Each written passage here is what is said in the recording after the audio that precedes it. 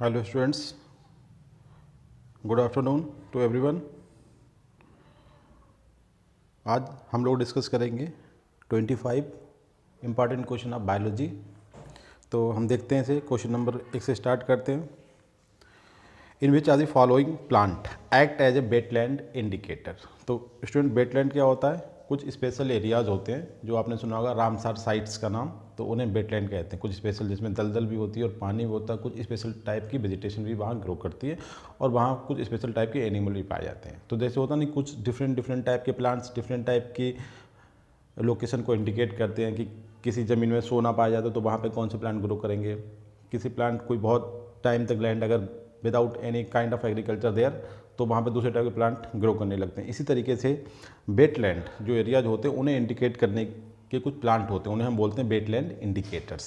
तो इन 4 प्लांट जो दिए हैं, जैसे एल्थिया ऑफिसिनेलिस, जिसे मार्स मैलो बोलते हैं, और मैलो का टर्म आया तो मैंने फैमिली पढ़ाई थी मालवेसी, ठीक है। उसमें जो मेंबर्स होते हैं उन्हें मैलो बोला जाता है, इसलिए मालवेसी फैमिली को हम मैलो फैमिली भी बोलते हैं, ठीक है। तो कहने का मीनिंग ये है कि वेटलैंड इंडिकेटर, इनमें से जो दिए हैं 4 ऑप्शन, कौन सा प्लांट वेटलैंड इंडिकेटर का काम करता है?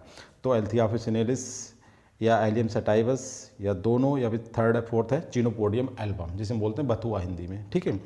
तो इसका करेक्ट आंसर है एल्थिया ऑफिसिनेलिस, जो है वो एज ए वेटलैंड इंडिकेटर का काम करता है, ठीक है। नेक्स्ट क्वेश्चन देखते हैं। In which are the following is a variety of chickpea, जिसे हम बंगाल ग्राम या ब्लैक ग्राम भी बोलते हैं, ठीक है। तो कौन सी वैरायटी जो है इसमें चिकपी की वैरायटी है? पूसा 240, पंथ 114, ICC 34, या ऑल ऑफ द एबव। तो गाइज इसमें 3 वैरायटी जो दी हैं, तीनों ही चिकपी की वैरायटी हैं। इससे पहले भी हमने बताया था कि एक वैरायटी DCP 923 भी चिकपी की होती है, और एक KWR 104 भी चिकपी की वैरायटी है। तो इन्हें ध्यान रखें, करेक्ट आंसर है डी, ये तीनों वैरायटी चिकपी को बिलोंग करती हैं। नेक्स्ट क्वेश्चन बहुत इंपॉर्टेंट है कि जो बी हाइव होती हैं उनका जो हिंदी में बोलते हैं छत्ता, उनका जो घर होता है उसका जो एग्जिट साइज है वो क्या है, कितना लंबा होता है और कितना चौड़ा होता है, इस तरीके से हमें बात करना है। तो इसका एक फैक्चुअल क्वेश्चन है, तो इसका करेक्ट आंसर है बी। 46 सेंटीमीटर लंबाई होती है और उसका बिल्कुल जस्ट हाफ 23 सेंटीमीटर उसकी डायमीटर, उसकी विड्थ होती है, ठीक है। तो correct answer B.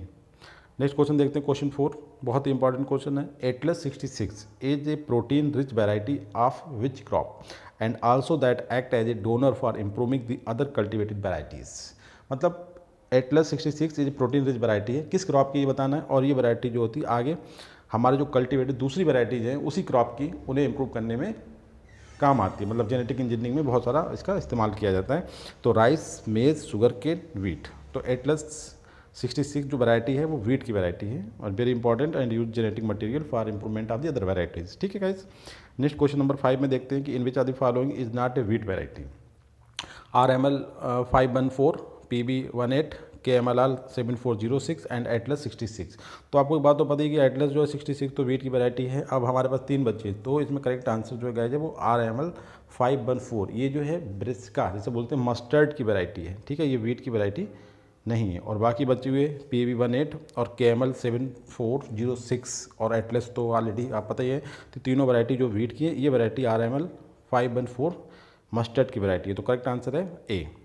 Next question देखते हैं कि न्यूट्रिएंट बजट एक पैरामीटर है इकोसिस्टम का। इकोसिस्टम आप लोग समझते होंगे, जहाँ पे एनिमल्स, प्लांट और उनके माइक्रो ऑर्गेनिज्म और सराउंडिंग फैक्टर के साथ जो एक सिस्टम बनता है, असेंबली बनती है, उसे हम इकोसिस्टम बोलते हैं। तो उसका एक पैरामीटर होता है न्यूट्रिएंट बजट। तो कह रहा है nutrient budget can be determined by changes observe in the concentration of with time. मतलब कोई पैरामीटर्स हैं, उस किस पैरामीटर में चेंजिंग से न्यूट्रिएंट इकोसिस्टम जो होता है, न्यूट्रिएंट का न्यूट्रिएंट बजट डिसाइड किया जाता है। न्यूट्रिएंट में चेंजिंग से, या बायोमास के चेंजिंग से, या complexity of the food chain and food web. मतलब food chain and food web operating in a particular ecosystem, उनकी मतलब कॉम्प्लेक्सिटी से डिसाइड किया जाता है कि न्यूट्रिएंट बजट कितना होगा इस इकोसिस्टम का, या बायोमास से डिसाइड होगा, या न्यूट्रिएंट। तो गाइस करेक्ट आंसर इसका सी, मतलब न्यूट्रिएंट बायोमास दोनों के चेंजिंग टाइम के साथ जो होती है, न्यूट्रिएंट में चेंजिंग विद टाइम और बायोमास में चेंजिंग होती है विद टाइम, उन दोनों से डिसाइड होता है इकोसिस्टम का न्यूट्रिएंट बजट। तो करेक्ट आंसर है सी। नेक्स्ट क्वेश्चन देखते हैं, question number 7, in which are the following is a true statement. बहुत ही अच्छे क्वेश्चन होते हैं क्योंकि इसमें आपकी रियल एग्जैक्ट नॉलेज का एनालिसिस किया जाता है कि आपको इसमें टिक नहीं मारना है कि ना कोई 4 ऑप्शन आपके सामने दिए हैं। ऑप्शन तो है बट ये काफ़ी एलेबोरेटेड फॉर्म होती है कि आपको यहाँ पर आपकी रीजनिंग और ऑल लॉजिकल सब आपके काम में आते हैं। जैसे offsprings are the young ones born through sexual reproduction. Very important अच्छी बात है कि ऑफ स्प्रिंग्स और प्रोजेनी आपने दोनों सुने होंगे, बट आपको ये पता है कि प्रोजेनी ऑफ स्प्रिंग्स में जब भी कोई डिक्शनरी में 2 टर्म्स होते हैं ना, कुछ कुछ तो बेसिक डिफरेंस होना ही चाहिए, होता भी है, इसीलिए इतनी ज़्यादा टर्मोलॉजी होती है। एक चीज़ के लिए 3 टर्म होते हैं। हमें ये लगता है कि सब एक ही इक्वल होते हैं, वह ऐसा नहीं होता है। देखिए, of springs are the young ones born through sexual reproduction और progeny are usually asexual reproduction products. ये देखिए दोनों स्टेटमेंट हैं और ये दोनों स्टेटमेंट सही भी हैं, ठीक है। थर्ड स्टेटमेंट है कि cell sap is the flood of vacuoles which is nutritive secretory and excretory. मतलब सेल सैप होता है, एक साइटोप्लाज्म होता है, एक साइटोसोल होता है। इसी तरीके से जो वैक्यूल्स होती है सेल के अंदर, उसके अंदर जो फ्लूइड पाया जाता है उसे हम बोलते हैं सेल सैप। और वो न्यूट्रिटिव भी होता है, सिक्रेटरी भी होता है, मतलब उसका हल्के हल्के सिक्रेट भी होता रहता है, और एक्सक्रीटरी होता है कि उसका सेल से बाहर निकलना भी मस्ट है। तो ये बिल्कुल करेक्ट आंसर है कि cell sap is the fluid of vacuoles which is nutritive secretory and excretory.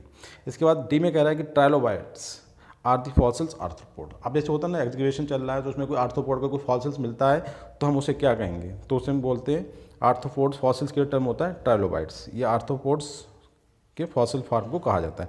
तो करेक्ट आंसर यहाँ पे है ये, मतलब सभी स्टेटमेंट जो हैं वो ठीक हैं। नेक्स्ट क्वेश्चन में हम देखते हैं कि in which are the following the variety of rice. Rice की कौन सी वैरायटी है इसमें, तो आपको ये देखना है यहाँ पे। तो गाइस इसका जो आंसर है क्वेश्चन नंबर 8 का वो है डी। तो यहाँ पे आपको ये ध्यान रखना है कि पूसा जो टर्म लगा होता है तो मोस्टली वैरायटी होती है लेग्यूमिनस प्लांट्स की होती है, जैसे चना हो गया, ग्राम या सोयाबीन हो गया, या जो मूंग की जो भी लेग्यूम्स हैं उनकी वैराइटीज होती है। बट पूसा 205 जो है वो राइस की वैरायटी है। तो आपको ध्यान रखना है पूसा 2 राइस की वैरायटी है, मतलब धान की वैरायटी है।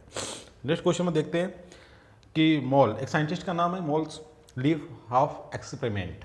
ये एक्सपेरिमेंट ये बताता है कि CO2 is essential for the photosynthesis, ठीक है। तो during the course of this experiment किस केमिकल का यूज़ किया जाता है, ठीक है, कि mole of experiment is used to prove the CO2 is essential for the photosynthesis, which chemical used in this experiment। मतलब KOH potassium hydroxide, NaO sodium hydroxide, H2SO4 and both and A and C, मतलब KOH and H2SO4। तो guys यहाँ पर जो correct answer है वो है KOH का यूज़ करा जाता है, क्योंकि KOH जो होता है वो have absorption capacity for the CO2, ठीक है। तो इस जगह पर ऐसा रिक्वायरमेंट होती है कि जो CO2 हो रही है उसे एब्जॉर्ब कर ले, इसलिए KOH को यूज करा जाता है, ये प्रूफ करने के लिए कि CO2 is essential for the photosynthesis process. Next question में देखते हैं क्वेश्चन नंबर 10 में कि in which are the following factor which is not used by the Darwin during the history of evolution.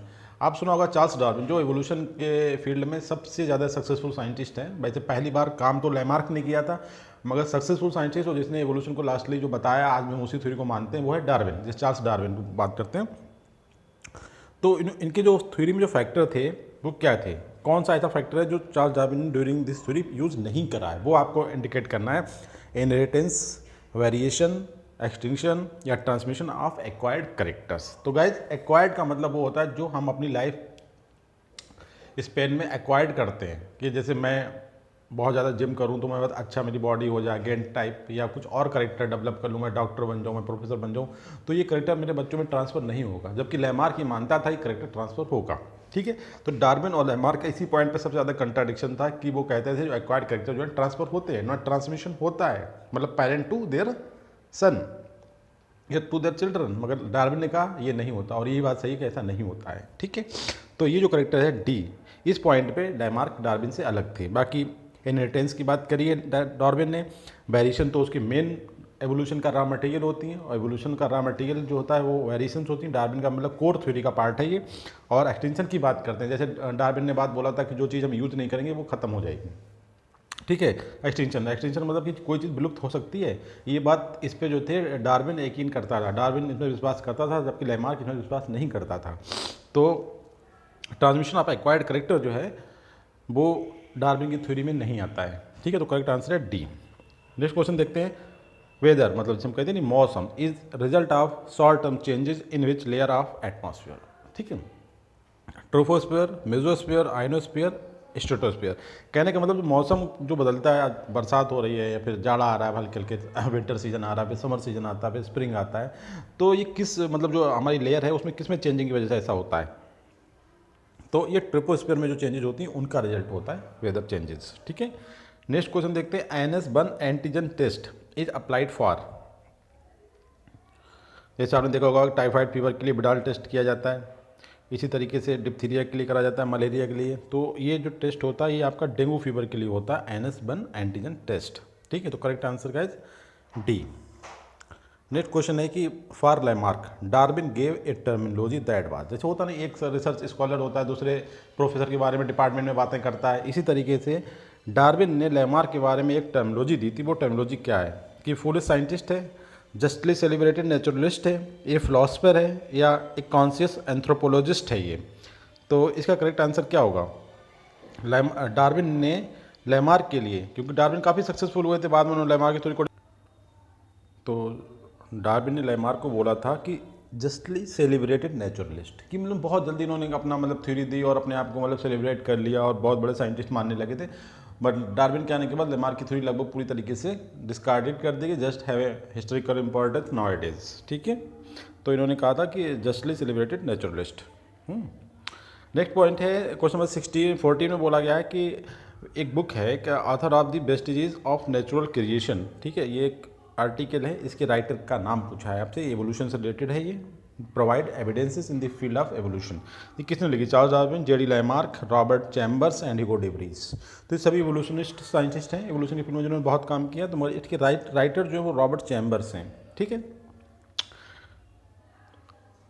अच्छा क्वेश्चन है ये। अब इसमें देखिए, ये बहुत इंपॉर्टेंट क्वेश्चन है। इसमें in which are the following factor which is not used by the Lamarck during the theory of the evolution. जब लैमार्क ने अपनी थ्योरी दी थी, फिलोसफी जूलॉजिकल बुक लिखी थी, और theory of acquired character bye inheritance वाला जो थ्योरी दिया था लैमार्क ने, उसमें किस टर्मिनोलॉजी का इस्तेमाल नहीं करा गया था? जैसे use and disuse of characters, ये लैमार्क का मेन कोर पार्ट था। No extension, transmission of the acquired characters.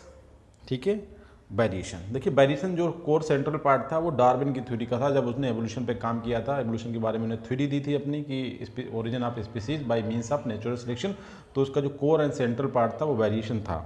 ठीक है, तो यहाँ पर करेक्ट आंसर है डी, ये डार्विन की थ्योरी का पार्ट है, लैमार्क की थ्योरी का नहीं। बाकी तीनों यूज एंड डिसयूज कैरेक्टर्स ये लैमार्क का है। नो एक्सटेंशन, इसने कहा कोई विलुप्त नहीं होता है। ठीक है, कोई पार्ट विलुप्त नहीं होता है, ये भी उसी का पार्ट है। Transmission of the acquired characters, ये सेकंड मोस्ट इंपॉर्टेंट पार्ट है लैमार्क थ्योरी का। ठीक है, बट वेरिएशन का उसने कहीं अपने थ्योरी में जिक्र नहीं किया था, ना कहीं कोई मेंशन है कि वेरिएशन भी कोई चीज़ होती है।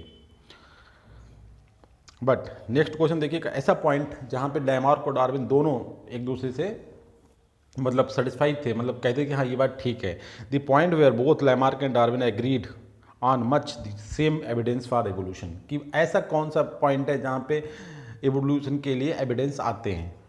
Vestigial structure, artificial selection through the breeding, both, origin of species by means of natural selection, ये तो डार्विन की थ्योरी हो गई। तो आपका वेस्टिजियल स्ट्रक्चर से या artificial selection through the breeding, तो करेक्ट आंसर यहाँ पे है B, artificial selection through breeding एक ऐसा पॉइंट है जहाँ पर लैमार्क और डार्विन दोनों मतलब यकीन करते थे कि it is a source of evidences for the evolution. ठीक है, नेक्स्ट क्वेश्चन में देखते हैं, काफ़ी इंपॉर्टेंट चीज़ें हैं इसमें। देखिए, एक तरफ कुछ स्ट्रक्चर का नाम दिया है और दूसरी तरफ कॉलम बी में उनके मीनिंग दिए हैं। जैसे प्लम इज क्या होता है, प्लेस क्या होता है, कार्पस क्या होता है और काइम क्या होता है। अब इसमें से आपको अगर एक भी पता है तो आप आंसर निकाल सकते हैं। तो प्लमेज जो होता है वो soft feather of members AB, जो पक्षी होते हैं, जो बर्ड्स होते हैं, उनकी बॉडी में जो सॉफ्ट फीदर्स पाए जाते हैं उनकी कवरिंग को कहा जाता है प्लमेज। ठीक है, और प्लेस जो होता है वो भी कवरिंग है, बट कहाँ पे पाई जाती है? मैमल्स, हम जैसे होते हैं गाय, भैंस, बकरी, ये जो होती हैं, गोट वगैरह, इनकी बॉडी जो हेरी कोटिंग होती है उसे कहते हैं प्लेस। ठीक है, और कार्पस जो होता है वो फूड इन स्टमक, जब स्टमक में फूड चला जाता है तो उसे बोला जाता है कार्पस। और काइम जो होता है वो एक semi solid milky coloured mixture होता है। तो ये करेक्ट आंसर इसका है ए। ठीक है, नेक्स्ट क्वेश्चन देखते हैं। In which are the following is not a true statement. ये भी अपने में बहुत अच्छे क्वेश्चन होते हैं जो आपकी रियल जो नॉलेज होती है उसे कंसिडर करते हैं या फिर अनाउंसमेंट में बहुत इंपॉर्टेंट होते हैं। कि प्रेजेंस ऑफ टेपल्स, टेपल्स मतलब टैक्सोनॉमी, जब कैलेक्स एंड करोला जो क्लियर नहीं होते कुछ प्लांट में तो ज्वाइंट स्ट्रक्चर को बोला जाता है टेपल्स, ठीक है। पेरियंथ बोला जाता है, उनकी जो बॉडी होती है मतलब उसकी जो यूनिट होती है उसे बोला जाता है टेपल्स। तो ये वगैरह कि tepals are common in monocot.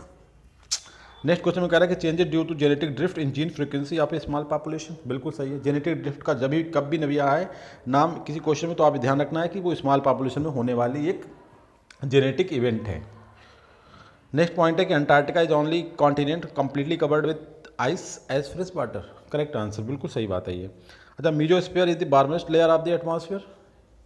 ये correct true, not true. Question को देखना, नॉट ट्रू, ये ट्रू नहीं है क्योंकि मीजोस्फीयर जो है वो सबसे कोल्डेस्ट लेयर है एटमॉस्फेयर की, ठीक है। तो नॉट ट्रू ये। बाकी तीनों जो स्टेटमेंट हैं वो बिल्कुल क्लियर है। टेपल्स जो हैं मोनोकार्ट में कॉमन होते हैं, डाइकार्ट में पाए जाते हैं। और genetic drift always occur in the small population to reduce the frequency of gene. और अंटार्कटिका एक ऐसा कॉन्टिनेंट है जो कम्प्लीटली आइस से कवर्ड है एज ए फ्रेश वाटर। वो आइस कैसा है वहाँ पे जो अगर मेल्ट होगा तो फ्रेश वाटर क्रिएट करेगा। नेक्स्ट क्वेश्चन देखते हैं कि in which are the following layer is radio reflective and important for telecommunication. कहने का मतलब जो हमारा मोबाइल या हमारे सेल फोन होते हैं या टीवी जो भी जो रेज के थ्रू ये सब कंट्रोल होते हैं तो इनका जो पूरा एरिना होता है, एरिना मतलब जहाँ पे ये सब एक्शन करती हैं रेज, वो कौन सी लेयर होती है atmosphere? Thermosphere, mesosphere, stratosphere and ionosphere. तो गाइस इसका करेक्ट आंसर है ये थर्मोस्फीयर में सब कुछ होता है। टेली कम्युनिकेशन के लिए जो इंपॉर्टेंट लेयर है, बहुत ही एग्जामिनेशन में पूछे जाने वाला क्वेश्चन है, मल्टीपल टाइम्स, ठीक है। थर्मोस्फीयर में होता है ये सब। अच्छा, नेक्स्ट क्वेश्चन में इसी से रिलेटेड है। एक लेयर की कुछ फीचर्स दिए गए हैं, उससे आपको लेयर को आइडेंटिफाई करना है कि किस लेयर में ऐसा होता है। There are some features like the air circulation is horizontal, air travel is safe, jet aircraft usually fly there, up to 20 kilometre temperature is constant and then increases with increase attitude and absorb most of the ultraviolet radiation. ये features किस layer के हैं? Ionosphere, stratosphere, mesosphere and thermosphere. तो ये आपके जो features हैं वो हैं स्ट्रेटोस्फीयर के, ठीक है। सबसे इंपॉर्टेंट लेयर ये मानी जाती है। नेक्स्ट क्वेश्चन 21 में हम देखते हैं, अपने आप में बहुत ही सिग्निफिकेंट क्वेश्चन है और बहुत कंटेंट है। चार दो क्वेश्चन में देखिए, एक में डाई का नाम दिया, डाई केमिकल सबस्टेंस होते हैं। दूसरे में कि कौन से मटेरियल उनसे कलर किए जाते हैं। जैसे आप लैब में बनाते होंगे जो माइटोसिस मियोसिस की स्टेजेस देखते हैं सेल डिवीजन की, या कुछ हम स्पोर्स को कलर करते हैं, कहीं पर हम बैक्टीरिया को कलर करते हैं। तो इसमें वही दिया है कि Bismarck brown, carmine, malachite green and methylene blue, ये 4 डाई हैं। अब इन 4 डाई कहाँ कहाँ पे एप्लीकेबिलिटी है इनकी, वो इधर आपके दिए हैं दूसरे कौन कौन से मटेरियल। जैसे कि बिस्मार्क ब्राउन का जो यूज होता है वो पार्टिकुलर प्रोटीन को, कोई पर्टिकुलर प्रोटीन ना उसे कलर करने में यूज करा जाता है, ठीक है। और किस कलर को प्रोवाइड करती है? पीले कलर का, येलो कलर को प्रोवाइड करती है। इसी तरीके से कार्माइन जो होती है वो एनिमल स्टार्च, एनिमल स्टार्च मतलब स्टार्च तो एनिमल में नहीं होता, बट एनिमल स्टार्च का मतलब ग्लाइकोजन को रेड कलर, मतलब एनिमल स्टार्च को कलर करने में प्रोवाइड मतलब काम आती है। और ये कैसा कलर देती है? Red colour. उसके बाद मैलाकाइट ग्रीन, ये जो होती है स्पोर्स, सबसे इंपॉर्टेंट स्पोर्स जो होते हैं, जैसे कैलामाइडो स्पोर्स हुए, हमारे एकाइनिट्स हुए, ठीक है, जो फंगल स्पोर्स होते हैं उन्हें कलर करने में इस्तेमाल होती है ड्यूरिंग द एक्सपेरिमेंट। और इसके बाद आता है मिथाइलिन ब्लू, ये एनिमल सेल्स को कलर किया जाता है। इससे क्यों? इसका जो न्यूक्लियस जो है बहुत ज़्यादा क्लियर हो जाए, मतलब to clearize the visibility of the nucleus. तो ये ध्यान रखें। तो करेक्ट आंसर इसका ए होता है मैचिंग टाइप में, ठीक है। ध्यान रखना कि मैलाकाइट ग्रीन जो होता है वो स्पोर्ट्स के लिए यूज होता है, और कार्माइन जो होता है वो एनिमल स्टार्च कलर, और बिस्मार्क ब्राउन, ब्राउन देखिए नाम मगर कलर कैसा प्रोवाइड कर रहा है ये कन्फ्यूजन ना होना चाहिए, और स्पेशल किसी प्रोटीन को कलर करने में इस्तेमाल किया जाता है। इसके बाद 2 क्वेश्चन मैंने इसी पे और बनाए जो डाई होती हैं उनके बारे में देख लें। डाई के क्वेश्चन फिर नहीं हो पाएगा आपका कभी भी गलत। देखिए eosin, dye is use to colour which material. Eosin एक डाई होती है, RBCs, cell membrane, extra cellular structure, animal starch, spores and mitochondria. किस स्टार्च मतलब कलर करने में इसका इस्तेमाल करा जाता है लेबोरेटरी में? यूसिन डाई का। तो RBCs, cell membrane and extra cellular जो स्ट्रक्चर्स होती हैं, ठीक है, उन्हें कलर करने में यूसिन डाई का यूज होता है इन लेबोरेटरी। नेक्स्ट क्वेश्चन में है एक और डाई है जिसे हम एसिड फास्ट भी बोलते हैं, और हम इसे रोसनेलिन भी बोलते हैं, मैगेंटा भी बोलते हैं, और वैसे इसका सबसे क्लियर नाम जो एग्जाम में आता है हुकेन डाई बोलते हैं, ठीक है। इसे कौन सा सेल ऑर्गेनेल जो है कलर करने के लिए स्पेसिफिकली इस डाई का यूज़ किया जाता है? तो इसका करेक्ट आंसर है गाइस माइटोकॉन्ड्रिया, इससे कलर करा जाता है, ठीक है। जब हम माइटोकॉन्ड्रिया की स्टडी करते हैं अंडर माइक्रोस्कोप, ठीक है, तो इस डाई का इस्तेमाल करते हैं। अब हमने एक क्वेश्चन इस पर बनाया है कि इन डाई के कलर की प्रोवाइड की, कौन सी डाई किस तरीके का कलर, मतलब कि किस डाई से हम किसे कलर करते हैं तो कौन सा कलर दिखाई देता है। जैसे eosin, carmine, Bismarck brown and fuchsin. ठीक है, अभी हमने देखा था कि बिस्मार्क ब्राउन कैसा कलर प्रोवाइड करती है, येलो। तो थर्ड का बी देखिए ये आ गया। और फिर 4 का फुक्सिन जो होती है पर्पलिस रेड कलर प्रोवाइड करती है, और कारमाइन जो प्रोवाइड करती है वो रेड कलर प्रोवाइड करती है, और यूसिन जो है वो प्रोवाइड करती है आपका पिंक कलर। ठीक है, यूसिन हमने किसके लिए बताई थी, आप देखें क्वेश्चन, यूसिन हमने किसके लिए बताई थी, माइटोकॉन्ड्रिया के लिए बताई थी, नहीं, RBC cell structure and extracellular structure को कलर करती है। तो इस तरीके से जो इसका करेक्ट आंसर है गाइस वो है ए। ठीक है, ध्यान रखें। नेक्स्ट है एक लास्ट क्वेश्चन, बहुत सिंपल सा, बायोलॉजिकल साइंस में पूछा जाता है पीएमटी में नीड। ये मैचिंग टाइम है कि मलेरिया डे, बहुत सारे डे का एक सीरीज आपको क्वेश्चन बनाया है, पूरा लेक्चर है मेरा। तो इस तरीके से malaria day celebrated on 20 August, 6 December, 5 August and 3 अक्टूबर। तो करेक्ट आंसर इसका है 20 अगस्त। ठीक है, ये ध्यान रखें, मलेरिया असल में ये 20 अगस्त को सेलिब्रेट किया जाता है गाइस। इसके साथ ही ये लेक्चर जो है कंप्लीट होता है guys. Thank you very much.